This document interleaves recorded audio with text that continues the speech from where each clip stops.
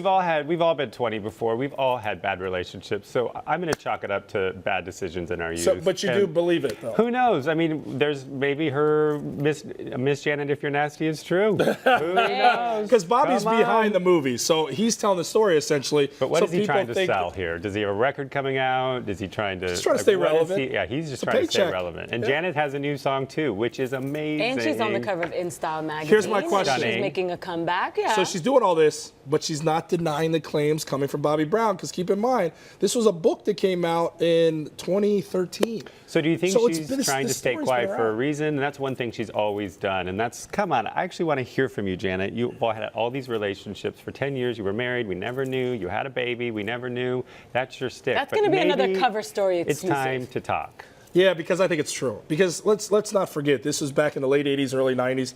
Bobby Brown was the man back then. Sure. He was the bad boy of R&B. You cannot deny that.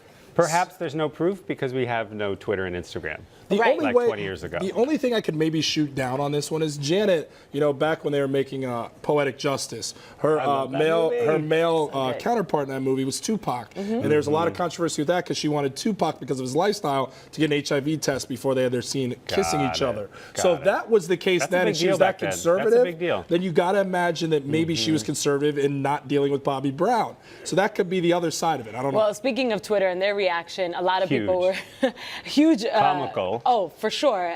Trending, of course. And a lot of people were just saying, wait for that lawsuit, BET. What do you guys think? Do you think Janet will take legal action? Well, she's got more money than any of us. Yeah, Come on. David said it best. Janet's always been mama on stuff. I think she's just, it's that Jackson way. Maybe it's time to say something. I think it's time. I want to hear from her. To hear but it's almost like when Trump addressed the Omarosa stuff, it made book sales. For Omarosa. Well, she's trying to sell a book. It was a bombshell of a scene, and then following up when they went to commercial, it was actually promoting BET's Black Girls Rock special, where they're actually honoring Janet Jackson. So do you think that was in the contract? I mean, that's a teaser right there, and they're trying to sell. Yeah, they want you to watch. Let's put it right down, and then let's go see Janet here. Maybe she addresses it then. I don't like it, and everything is temporary. So it's not my body. I'm not here to tell you what you can and can't do with your body, but come on. Do you think it's a relationship doomer? Yeah, I do. Really? I think it's a kiss of death. How about like you? What do you think?